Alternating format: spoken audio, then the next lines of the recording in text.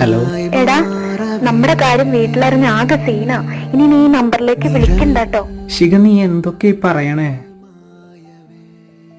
Hello hello Shikha, ഞാൻ പറഞ്ഞില്ലേ, എനിക്ക് നീ ഇല്ലാണ്ട് പറ്റൂല. നിന്നോട് ഞാൻ എത്ര തവണ പറഞ്ഞു ഈ നമ്പറിലേക്ക് വിളിക്കരുതെന്ന്. ഇനി വിളിച്ചാ അവസാനമായിട്ട് പറയാ, നിന്റെ നമ്പർ ഞാൻ ബ്ലോക്ക് ചെയ്യും. മോനെ കണ്ണാ,